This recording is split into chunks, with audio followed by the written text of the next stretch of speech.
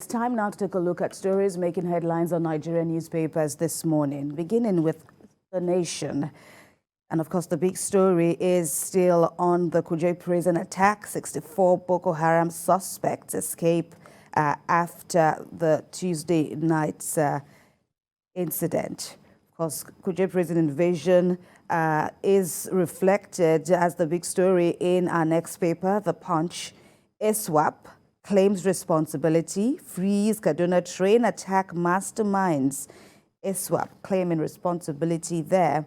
Of course, for Daily Trust, as we see in the next paper at this time, is giving us possible reasons as to why Kaduna train attackers invaded Kuje prison. Target police formation, KG, Niger prisons. ISWAP claims attack. Actionable intelligence ignored, it says. 2 police officers nabbed for complicity. That's Daily Trust now giving us some bits of more information on this worrying development. This Nigeria is next. Kuje prison bombing still. Releases video footage of dastardly attack. That's from ISWAP. 551 inmates escape. Boko Haram suspects flee. President Buhari visits facility, expresses disappointment at intelligence. That's for this Nigeria. Let's check out the twist in the leadership now. Kuje prison attack, Madala Yanya bombers, 62 terrorists, 264 others on the loose. That's for the leadership. Fox News goes on to add on the Kuje prison attack that UK and the US have blacklisted 19 Nigerian states, warn their citizens against traveling near Abuja Airport Road, as well as Kuje and other cities. ISWAP also claims responsibility, it reports, for the attacks and releases videos of its fighters fighting at the prison gate, while Sheikh Ahmed Gumi's spokesperson says terrorists who abducted Kaduna train passengers behind the Kuje prison attack. That's First News. And I am disappointed with intelligence system. That's according to President Buhari, who is being quoted there on the front page of Nigeria News Direct. President Buhari quoted there saying, "I am disappointed with intelligence system." Of course, there are further riders about the Kuje prison attack also on Nigerian News Direct. Let's head to the blueprint. Investigation, it says, how intelligence failure, insiders conspiracy led to Kuje jailbreak. Terrorists hit facility in their hundreds. President Buhari and Ahmed raised posers on defense failure. All Boko Haram detainees escaped. That's according to the federal government. NSCDC officer and 4 inmates kidnapped, while more than 500 persons are recaptured. Terrorism cannot stop president's foreign trips. That's according to the presidency. And for the national economy, 2,000 bakeries close shop over high cost of production. Bread scarcity looms as bakers commence strike on July 13. We had that reflected in our interview yesterday on the rising food prices in Nigeria, national economy. Away from Nigerian dailies now, Daily Mail says British Prime Minister Boris Johnson stares down mutiny. Boris Johnson stares down mutiny. And for Saudi Gazette, pilgrims perform tawaf al-Qudum before moving into Mina. Pilgrims perform Tawaf al-Qudum there ahead of the Salah festivities. For Financial Times, UK and US security chiefs join to warn on China's industrial spying. And that's the last of the papers we are reviewing this morning on the show. But then we turn our attention still, and understandably, to the developments arising from the Kuje prison attack. Well, we spoke earlier about the president's visit to the Kuje prison to see things for himself, and he was shown around the facility and the level of damage done by well, ISWAP has claimed responsibility now. But first, let's look at the reaction of the presidency to what it calls mounting condemnation of the president's frequent trips abroad. And according to the president's handlers, they say that if they give in to terrorism, if they stay put and don't travel for these essential trips this time to Senegal for an economic trip, it would mean like the terrorists are having the last word and have won at the war. So it says terrorism cannot stop president's foreign trips. It's not about the president's foreign trip. Let's not divert attention from the main problem. The main problem was what the president talked about, failure of intelligence. But the failure of intelligence is even scratching the surface. It's failure of the government and incompetence of the government in dealing with the fundamental issue of insecurity in this country. I've always said it. They know where these people are. They know where they hibernate. They know where they feed. They don't go after them. And then when they go to Kuje prison, you start lamenting.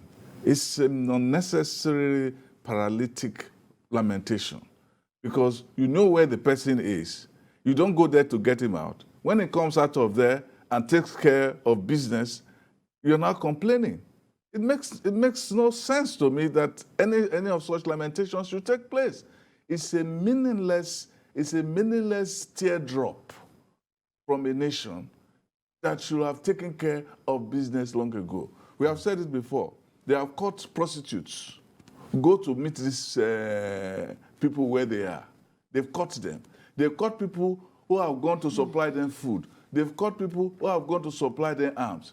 They've seen a priest go there and talk to them. So they know, the Kaduna state governor knows where they are. He has said, we all know where they are. So when they come to Kuje prison, why are we complaining? We didn't get them where they are, and then we come there and complain.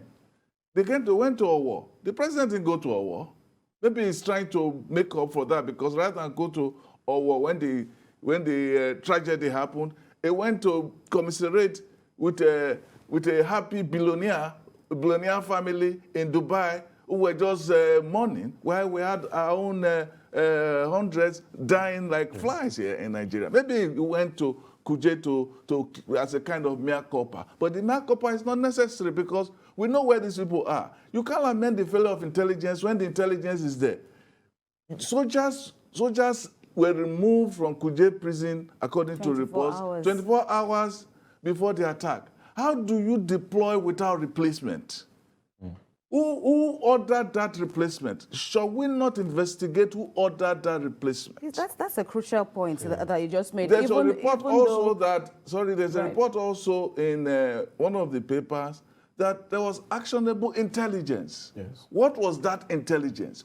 Who gave that intelligence? And who was the intelligence parcel to? What did the person or officer do with the intelligence? Why did he not do the right thing with the intelligence? This is not a matter of the strategic intelligence of ISWAP. Right. We make them look wiser than they are. They are not wise. We are just foolish. These are some, but the reason why I brought up the issue of the foreign trips was that because many Nigerians, just like Sam, are waiting for the needed action. As in, why do we have to come and act like all is well when you've raised these pertinent questions, you've given us a sense of helplessness, and you are presiding over the commander-in-chief, and then having to say this very symbolic statement of I'm disappointed. Not just the president is disappointed, Nigerians are disappointed in our security agents, and so for you having to go without say all you just say is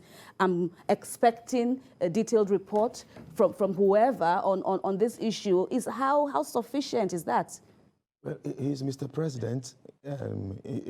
His job largely is to give those instructions, and he doesn't have to be in the correctional center for them to give him. He's Mr. President. So, but I mean, just as Sam has said, the president, of course, must or should make some of those trips. It's his office. It allows that. But then again, when we see this kind of attacks, it shows that there's something fundamentally wrong with our security system or structure, and something seriously must be done.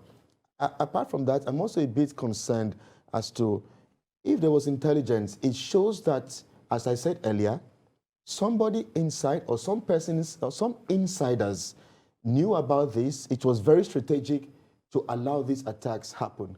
How on earth do you allow such persons into the correctional centers? We've seen this kind of allegations even in the Nigerian army, where they are about to make a move, and before you say Jack or praise the Lord, the insurgents have an idea of where exactly the army are or what moves they are and all they're taking and all of that. So it shows that we have some insiders, you know. Then the issue of data, we are not really a country that keeps data. There are just some controversies around just how many inmates escaped. For instance, the Minister of Defense or Defense Minister Bashir Magashi said, gave a different figure. The Nigerian Correctional Service gave a different figure. So it shows that something doesn't add up. which doesn't add up. So we don't even have an idea of just how many. But initially they said over 800. Some say over 600. Almost 1,000. Almost 1,000. You know, so even this 64, maybe they're even more than that. We can't even tell. So it shows that there's something wrong. I was going to mention earlier that we've been saying maximum security, maximum security. Most of these correctional centers were built during the colonial era. Most of them. So when you go there and you even see the walls, no wonder it is even easy for these invaders to have their way easily at the correctional centers, because they were built during the colonial era. You know, so I'm not sure how or how many correctional centers have been built in the last 10 years or recently. So it shows that some of these facilities that we term maximum security, we must do something about them. Most of them are really, really in a sorry state. Absolutely, absolutely. Some of these, security, you just reflected my sentiments too. Some of these jails, they don't have to build new ones to replace them. You just need to secure them. If you go to the US, some of the jails have been there for a long time. All they do is update and use technology to also renew. But we don't have such a culture here. I remember living not far away from one of the major security, one of those major jails in the US, in Lakewood, Colorado. And if you want to attack that place, you probably will have a nuclear powered facility to get into that place. There was even one in downtown near the Rocky Mountain News where I worked. You saw that every second there were always people going around, and then always alert going around. That it was downtown in the face of everybody. That's where it was. It still is there today. It is not a question of whether they were built 200 years ago. It's whether they are still formatted for today. Refurbished. And it is not also a matter of whether they are even maximally secured in terms of the physical structure. The real security is human. Human beings create the first level of security: intelligence, alertness, weaponry. Human beings run the system, after all. And according to observers who have even seen this Kuje prison in particular, I mean, we just saw now how a particular newspaper broke down the caliber of inmates there. These are high profile, not just former governors. These are Boko Haram members, people who are alleged to have carried out major terrorist attacks. And then what do you see at Kuje? They say the fences are pretty low. There should be like an inner fence, but apparently the way these guys went in and even went as far as recording their moves, their strides. And then Sam makes the crucial point about security officers or security details who had been posted there being transferred 24 hours. We understand that another batch of officers came in, but the new officers don't seem to know their way around. The marauders had obviously an upper hand. Yes, I mean, it just goes back to just tell you that this looks like it was absolutely scripted. It looks like it was a plan. It looks like some insiders had information and they probably revealed that information to the invaders. I was just also going to mention that the controversy as to whether DCP Abakari also has now been arrested. Has now been laid to rest. we've confirmed that he didn't escape as the others did, you know, which it's commendable to see. And because Nigerians had immediately began to react. It's too high profile. It's too high profile to run. And considering the risks attached, some even went as far as saying that the former governors, Iyame and Dare, also would. But these are individuals that had even been granted a state pardon. It was just, you know, remaining a slight in paperwork from the federal government to finally effect their release. Somebody said they usually call the jails correctional center in the U.S. They call it correctional center because the whole concept of it was to correct. Not to punish. Was not to punish, was to correct. We now call ours correctional centers. But ours are not correctional centers because the way it is constituted, that's a conversation for another day. It was not meant to correct. And even today, even in the U.S., some people say it's even not meant to correct. I mean, Nathaniel Hawthorne in his novel, Scarlet Letter, described it as the black flower of civilization. So when you have maximum security, you think that that is the maximum. But then, as I always paraphrase Shakespeare, he said, if correction lies in the hand that commits wrong, to whom shall we complain? Now, if correction lies in the place that commits wrong, where shall we go? What is more maximum than the maximum security prison? Where else can you go? How else can you secure the demons among us? And it's also instructive to note that even some of the inmates whom we understand are still yet to have been found. Okay, there's an issue of shouldn't the security agencies publish the pictures of such people so that residents can, you know, be cautious and look around and be able to spot faces, because obviously they are in circulation, they are in hiding, but then they are also, you know, they'll be moving around people. Shouldn't our security officers consider this? This I think is a food for thought and worth considering. Yes. And of course the issue of, you know, some of the fleeing inmates now were even said to have been nabbed by IRT, which was hitherto headed by the former police officer, Abba Kyari. So, you know, interesting the hands that fate deals us sometimes.